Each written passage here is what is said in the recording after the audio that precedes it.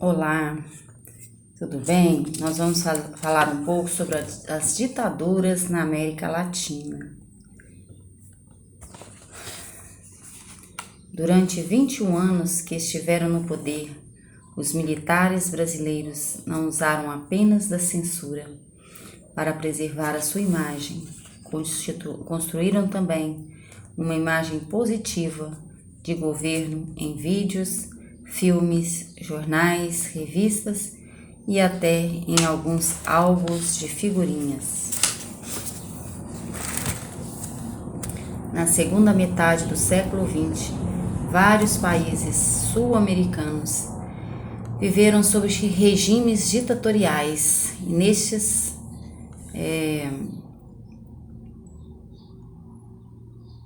como o Brasil, a ditaduras brasileiras, chilena e argentina.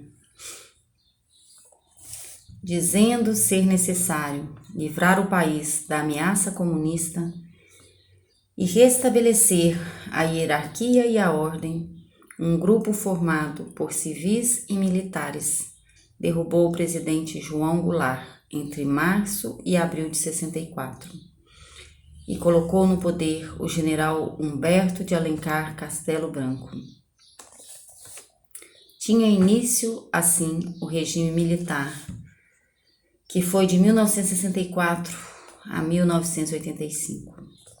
Logo nos primeiros dias de abril, o regime perseguiu e prendeu estudantes, jornalistas, políticos ligados ao governo anterior e atacou organizações que o apoiavam, como, por exemplo, a União Nacional dos Estudantes.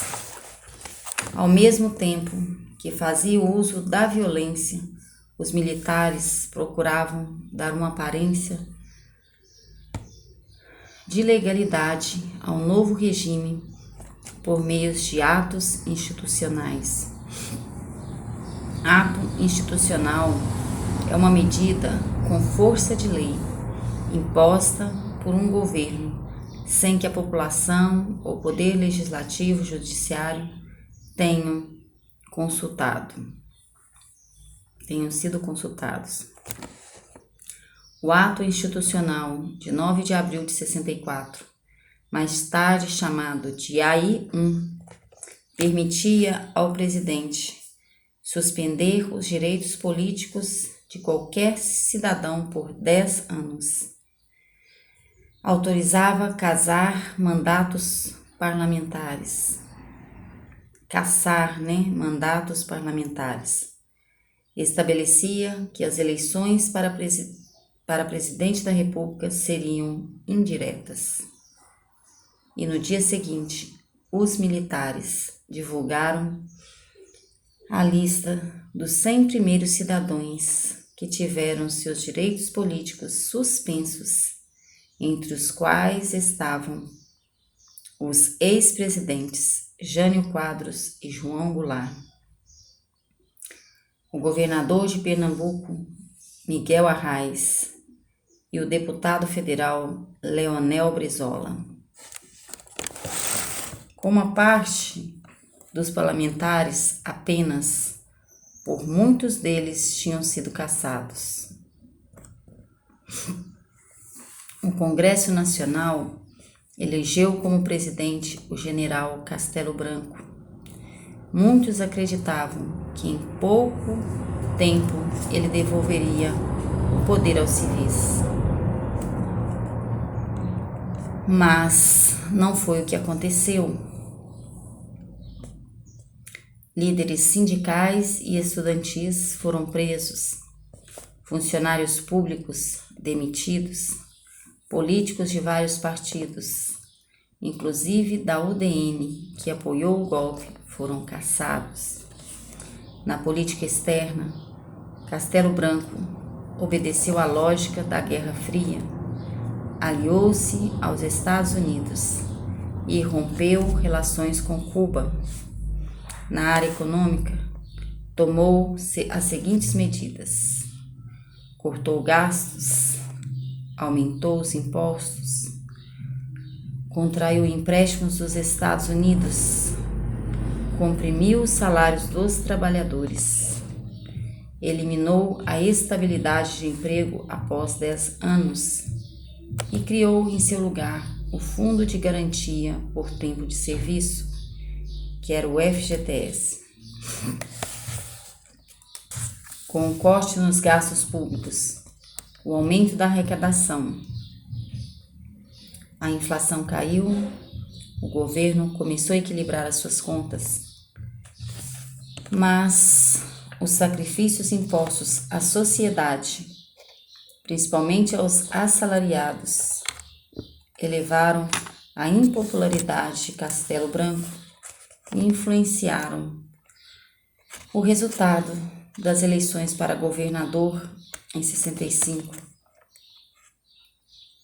Políticos da oposição ao regime foram eleitos governadores nos estados da Guanabara e de Minas Gerais. O governo de Castelo Branco, então, endureceu, baixando o ato institucional número 2, o AI-2, que extinguia todos os partidos políticos.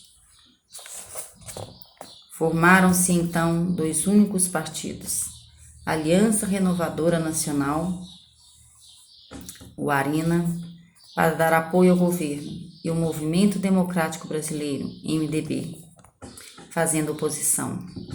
E no ano seguinte, o governo limitou ainda mais a participação dos cidadãos, baixando o ato institucional número 3, o AI-3, que estabelecia eleições indiretas para governadores. Esses, por sua vez, nomearam os prefeitos das capitais. Assim, os cidadãos perdiam o direito de escolher os seus governantes, fato que limitou ainda mais a cidadania no país. Preocupado em manter a aparência de legalidade, o governo baixou o AI-4, por meio do qual reabriu o Congresso para que aprovasse uma nova Constituição. E a de 24 de janeiro de 67. Essa Constituição ampliava os poderes do presidente da República, restringia o direito de greve. Com seus poderes ampliados, Castelo Branco decretou leis autoritárias, a lei da imprensa, que intensificou a censura aos jornais e revistas, e a Lei de Segurança Nacional, que dava à Justiça Militar o direito de julgar os crimes de subversão. Com a ascensão de Costa e Silva,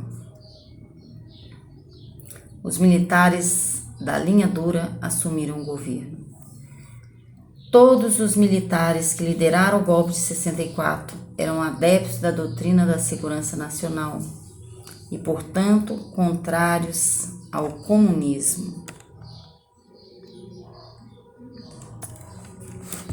Castelo Branco ele foi substituído por outro militar, o general Arthur da Costa Silva, que tomou posse em 15 de março de 67,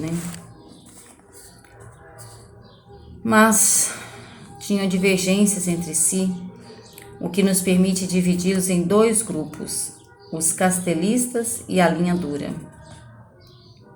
O grupo castelista era integrado por generais como Golbery do Couto e Silva, Ernesto Geisel e Castelo Branco.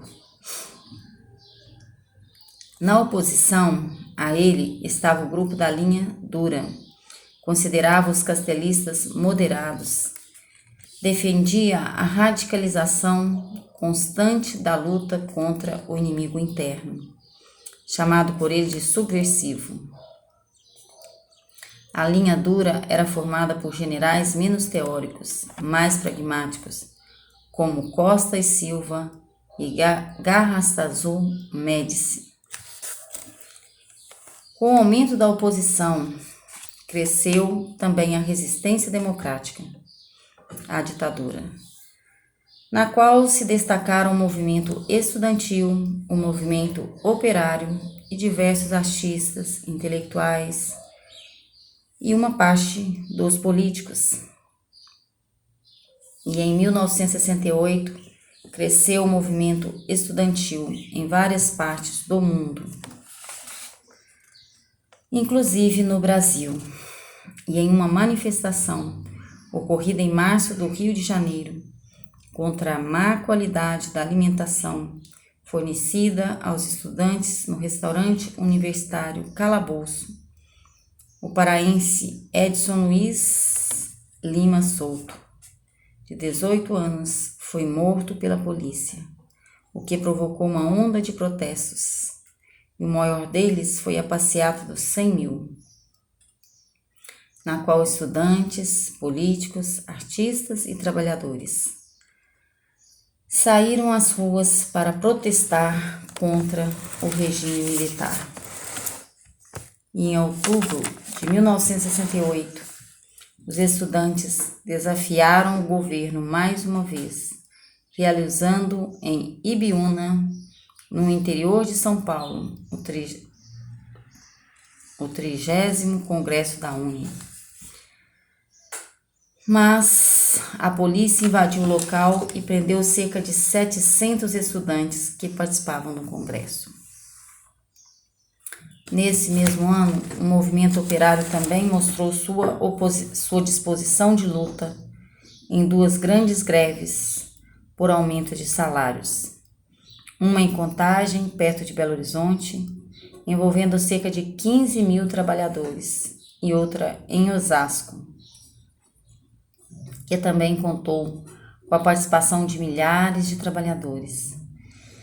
E esta última foi reprimida com muita violência, com a invasão do Sindicato dos Metalúrgicos de Osasco e a prisão de 400 trabalhadores por tropas do Exército.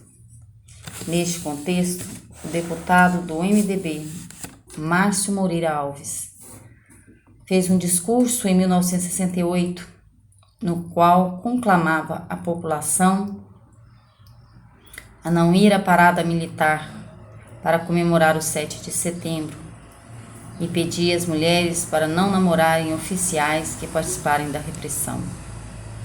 O discurso de Moreira Alves serviu de pretexto para que o governo Costa e Silva decretasse o Ato Institucional 5, o mais opressivo de todos os atos da ditadura militar.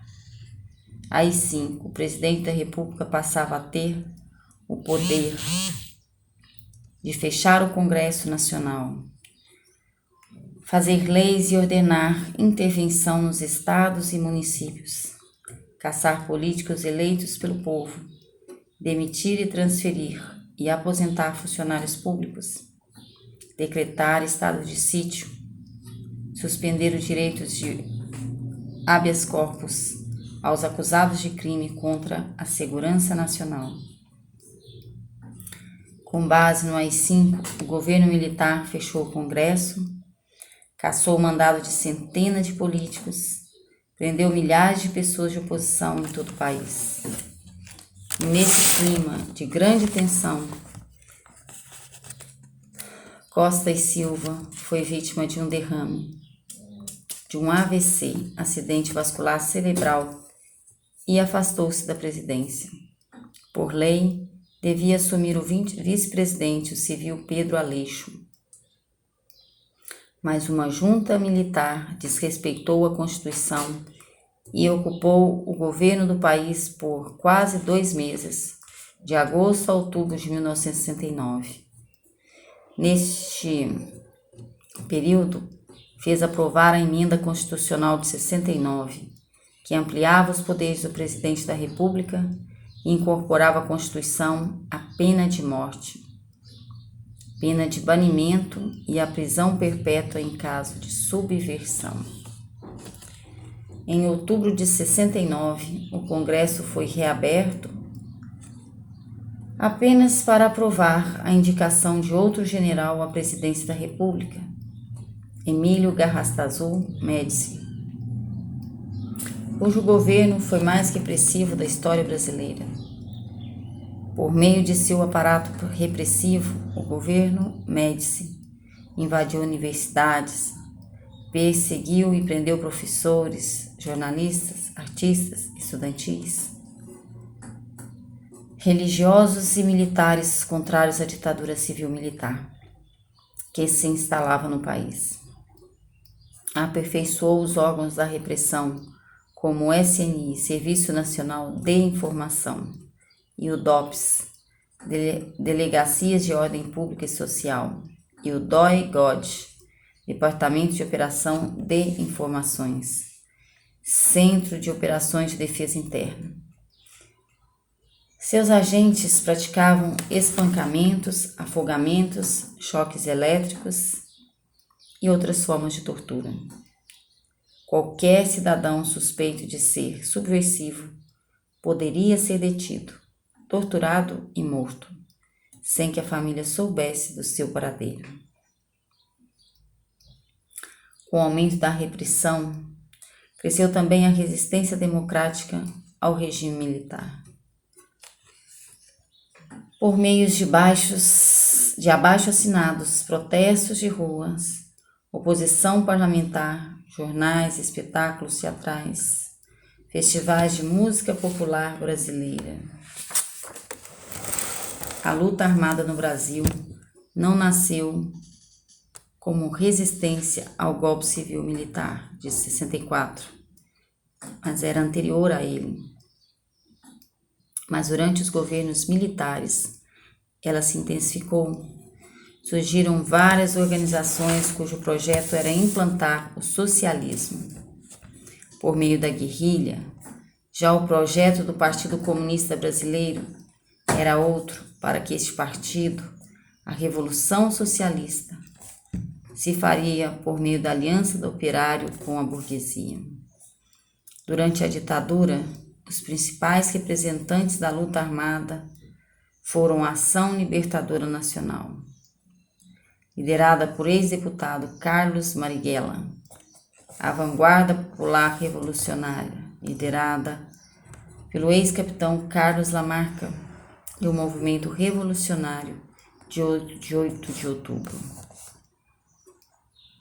Essas organizações praticavam assaltos a bancos para conseguir dinheiro para suas lutas e sequestro de diplomatas estrangeiros, para trocá-los por presos políticos, e em 69, os guerrilheiros sequestraram o embaixador estadunidense Charles Burke e o trocaram por 15 presos políticos.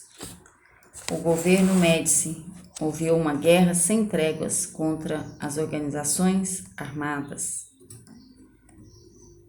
E em 74, os focos guerrilheiros tinham sido destruídos e seus integrantes presos ou mortos. As várias organizações guerrilheiras que atuaram na época tinham alguns pontos em comum. Criticaram a via legal para chegar ao poder e implantar o socialismo. Defendiam em sua maioria princípios marxistas e leninistas, segundo os quais a classe revolucionária era o operariado, e acreditavam ser um grupo de vanguarda, de elite, que guiaria as massas, despertando a classe operária para o papel que lhe cabia na Revolução Socialista. Além da violência, o governo Médici recorreu também à propaganda, repetindo por meio de TV slogans como "Ninguém mais segura este país". O próprio presidente Médici se apresentava como um homem do povo, apaixonado por futebol, torcedor número 1 da seleção brasileira. A conquista do tricampeonato de futebol pela seleção canarinho na Copa do Mundo em 70 foi apresentada por Médici como mais uma vitória do seu governo. E nesta época, além da propaganda oficial, outro fator ajudou Médici a conseguir apoio de parte da população: o crescimento da economia. o chamado milagre econômico brasileiro, ocorrido no governo Médici, se caracterizou pela combinação de 3 fatores: crescimento da economia, uma taxa média cerca de 11% ao ano, índices de inflação relativamente baixos, expansão do comércio exterior em mais de 3 vezes. E essa combinação interessante recebeu o nome de milagre econômico. A maioria dos historiadores concorda em que o milagre ocorreu devido aos fatores externos e internos. Externamente, a conjuntura era favorável à economia estadunidense. Cresceu a uma taxa média de 4,5% ao ano. O Japão, de 9,4%, Alemanha, 4,3%, Itália, 4,9%. Internamente, o governo adotou uma política de incentivos fiscais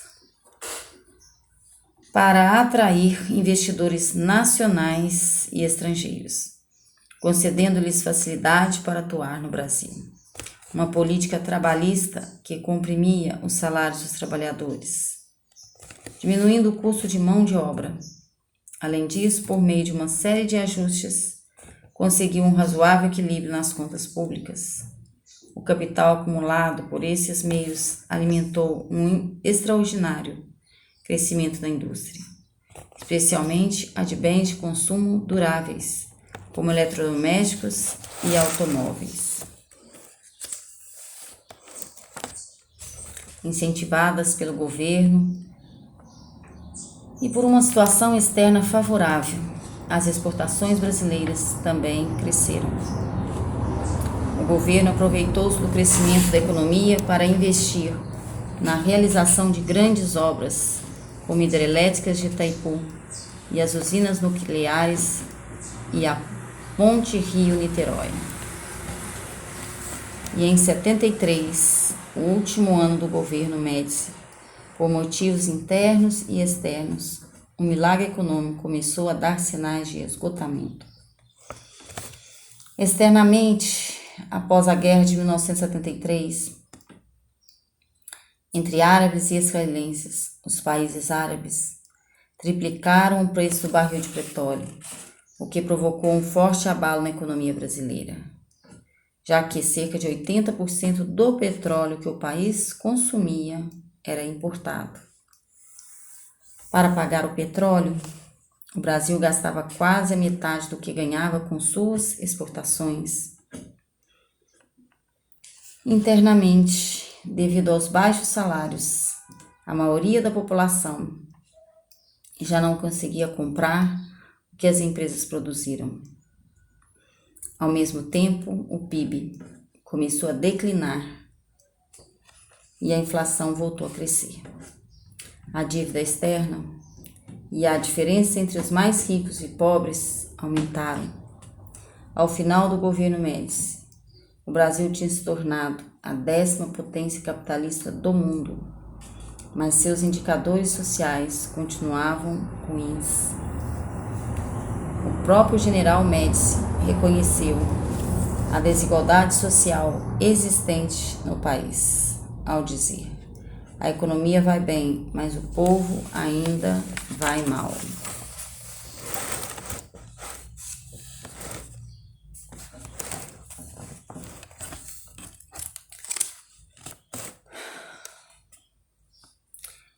O general Ernesto Geisel, presidente do Brasil, em 74 a 79, era considerado moderado.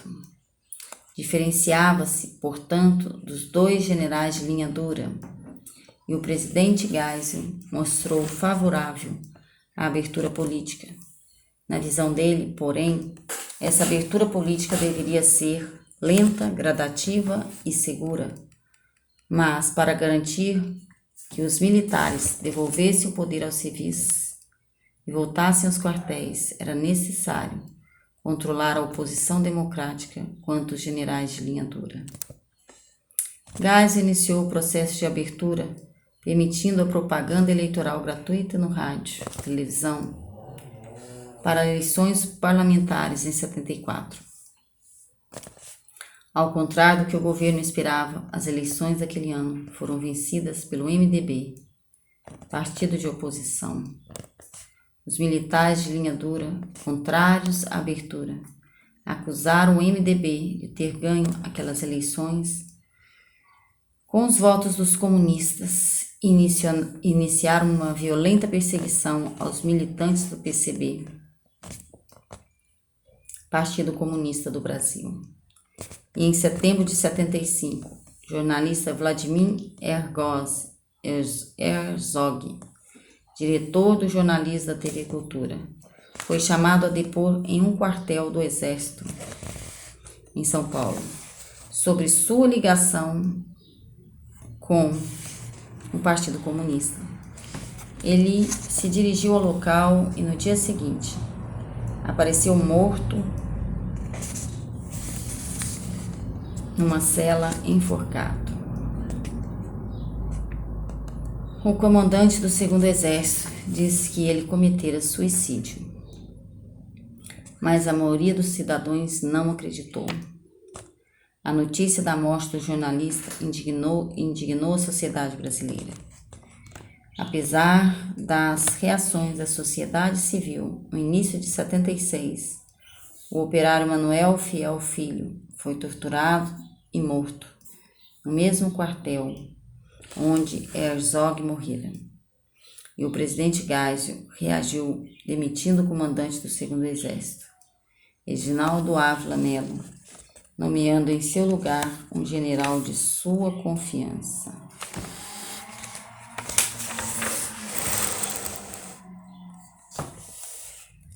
O projeto de abertura do governo Geisel foi marcado por avanços e recuos. Um desses recuos foi a Lei Falcão, em 76, que proibia o debate político ao vivo na imprensa e só permitia mostrar na TV a fotografia do candidato, acompanhada de algumas poucas informações sobre ele. Já o avanço mais considerável ocorreu em 78, quando o presidente Geisel deu prosseguimento à sua proposta de abertura, extinguindo os atos institucionais. Com a instituição do AI-5, os cidadãos reconquistaram parte importante de seus direitos, como, por exemplo, o habeas corpus. Na comemoração de 1º de maio, Dia do Trabalho, em 79, depois de uma missa no Paço Municipal de São Bernardo do Campo, cerca de 150 mil pessoas se dirigiram ao estádio de Vila Euclides e lá realizaram um grande ato público pela democratização. Além de operários, estudantes, artistas, líderes comunitários, religiosos, políticos de várias tendências, também esteve presente nas comemorações daquele 1º de maio o Comitê Brasileiro pela Anistia, que liderava a campanha pela anistia ampla, geral e irrestrita. E em 79, a proposta de anistia do governo foi aprovada pelo Congresso. Com isso, muitos brasileiros que estavam no exílio por motivos políticos puderam regressar ao Brasil, e os caçados que adquiriram o seu direito à cidadania. Com a lei da anistia, também anistiou os responsáveis por violação dos direitos humanos, como, por exemplo, os militares que usaram de violência contra os opositores do regime.